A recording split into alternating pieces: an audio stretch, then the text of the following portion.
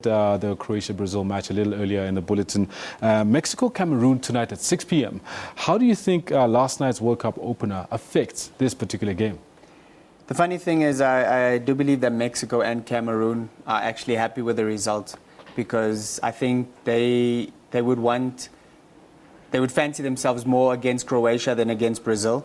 So the fact that Croatia lost puts Croatia under a bit of pressure. So they know that going into this game, it's pivotal for, like, both of these teams will want to go into tonight's game and get a win, because then that sets them up. Then they literally just need to play for draws in the last two games. Right. And that would be enough for them to qualify. So last night's game, the result was pivotal for these two. And I think both these two will go into tonight's really knowing that they have to come out with the 3 points. In fact, it's always better if there's always the one team that's like, you know, heading it forward. Then you know that it's amongst the three of you, isn't it? Exactly. The fact that Croatia lost puts them under pressure, because now they have to get results against Mexico and Cameroon. And that counts in either one's favor. Yeah, whoever gets the result tonight will be in a really strong position. Nice one. So what do you think the mindset of the Cameroon players will be tonight as they go into this match? I'm glad that they've sorted out their off-field issues, because there was a bit of issue with Cameroon in terms of the players would refuse to get on the plane, in fact, until they sorted out their bonus structure and all that kind of thing. But I think all that is sorted now, and now they can focus on the field issues. And I think they'll go into this because they've got a lot to prove. Cameroon, obviously being the first African nation to qualify for a quarter-final, there's a lot of history behind this team. So the current crop of players have a lot to emulate from their predecessors. So they'll go into this and they'll want to put up a strong showing. I'm talking about this particular incident where they wouldn't board the plane. Samuel Eto'o has been singled out as a bit of a traitor and a treasonous person. You see, that's always the case, and I think it was the same thing with Benny McCarthy for South Africa. Samuel Eto'o doesn't need the bonuses that he's going to get from them, but I think the senior players generally fight for the younger guys. And I think that's probably the case, what's happened in the case of Samuel Eto'o. So he would be the senior player, so he's the one that has to step up and actually go and put their case forward. So he would be seen as the problem, but I don't think that's really the case. And so they should be in the right mindset as they get onto the pitch. I think they'll be ready. I think they've sorted out their issues, and they go into this game knowing what they need to do. Now let's have a look-see at what kind of weather we can expect to see in the stadium that they will be playing, the Mexico-Cameroon match. They'll be playing out in Natal at 6 p.m. As you can see there, basically the cloud cover is exactly what it's going to look like at 6 p.m. And rain chance 60%, wind very low at 25 km an hour, dew point at 23 degrees, and the temperature at 26, which really means that the grass will not be slick. We're expecting to have like a good dry pitch. Yeah, I think both these teams, I see there's a 60% chance of rain. I don't think either one of these teams fancies playing in the rain. So hopefully the rain will stay away. But the conditions look good, and I think we're set for a really good game tonight. No, phenomenal. Let's go to the Dutch now. Let's go to the game that we know that the Dutch have been waiting for 4 years. And maybe the Spanish have been dreading for the same time as well. The Netherlands-Spain match tonight at 9 p.m. What do you think is going to be happening in this one? I think of all the round one games in the different groups, this is probably the most eagerly anticipated. Obviously, the history of it being the last World Cup final. It's going to be a cracker of a game. Netherlands obviously have a lot to prove, and they come into this game as huge underdogs, I think. Spain are world champions. They are European champions, so they've been there and done that, and so they'll definitely go in as huge favorites into this game. All right, now I see that the graphics are up in terms of the formations that we expect to see the Netherlands come up with, the 5-4-1 formation. Can you take us through that, please? I think obviously with the different formations, the Spanish formation for me I think won't change too much, and even the Dutch have changed theirs quite a bit, but yeah, we see kind of what Spain will be doing in attack. I think obviously we know that they're an all-out attacking team.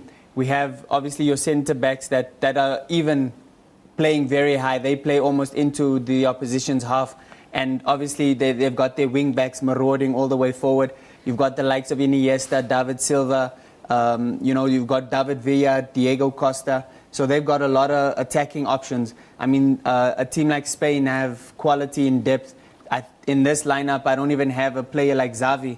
He might be on the bench. You know, they have players on the bench who can play for just about any team in the world. You know, Mark, you know what I would really like to do as well for our viewers? Some of them don't really know too much about what the possible lineup is going to be. And we like putting you in the hot seat. We'd really like to see what the Spain formation would look like even before we get into the attack as well. So at some point, I know that our colleagues will stick it up and we'll be able to see what the Spain formation is looking like. There we go. We got, as you were talking, you were going about Iniesta and Silva. Yeah, definitely. I mean, you're back four. You've got a guy like Jordi Alba. You've got Juan Fran from Atletico Madrid. These are two wing backs who love going forward, and that's how Spain play. They're very attacking. You've got PK and Ramos who are going to hold it solid. I think Xavi Alonso and Busquets in the middle. Alonso is more of your holding midfielder, where Busquets, he is a good holding midfielder, but he can get forward as well. And then you've got David Villa, who is Spain's all-time leading goal scorer, along with Diego Costa up front. So this is a really potent attack. You've got Iniesta, for me, one of the best players in the world. He's one of my favorite players. And David Silva will cause problems for any defense. So this is a really solid. I mean, you can see the likes of Pedro, Xavi are not in here. So there's a lot of guys they have even on the bench who can come in and change the game. But this is more or less how Spain will line up. And they'll play very high up the field. They even their defenders get really high up the field, and they're all out attack. We had a chat about this a little earlier on when we look at the Spain attack formation and how they're going to be attacking. A couple of weeks ago, you and I chatted about the possibility of the tiki-taka Barcelona way being replaced by the Atletico Madrid and Real Madrid style of play, which is slightly different. Do you really think that your previous prediction that they haven't really shelved the Barcelona style? I don't think they've shelved it. Do you think it actually applies? They've just adapted it. Yes, definitely. They hold the ball. The great thing about Spain and what sets them apart from everyone else is that they can keep possession in the opposition's half. A lot of teams can keep possession in their defensive half.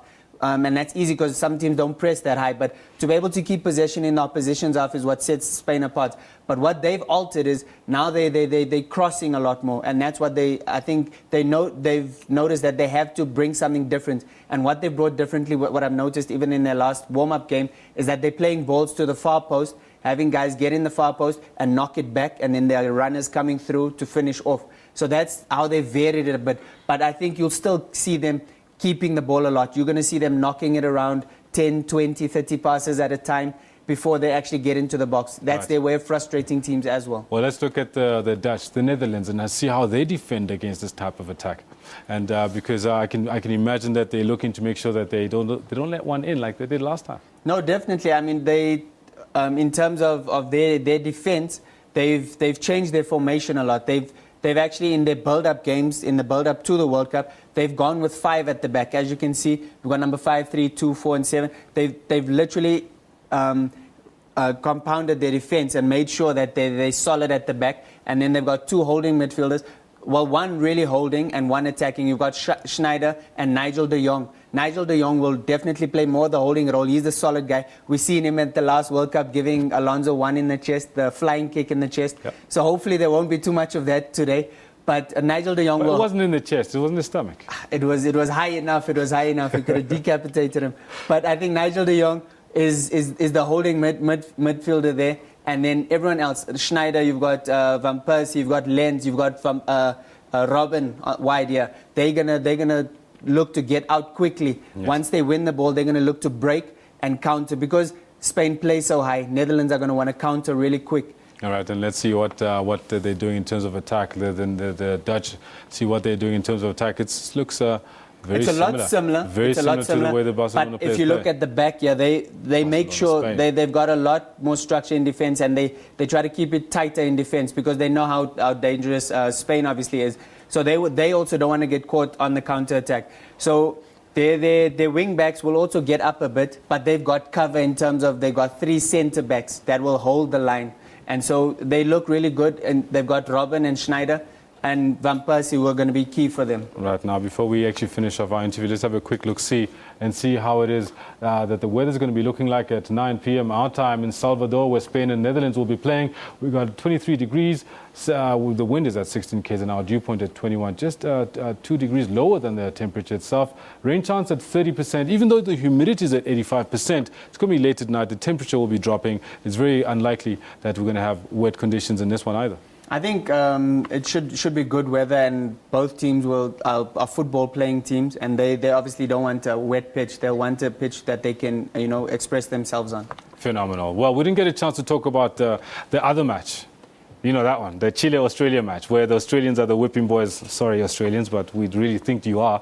And but we'll be covering it when we come back, probably tomorrow or Sunday, when we talk about that one as a post-mortem.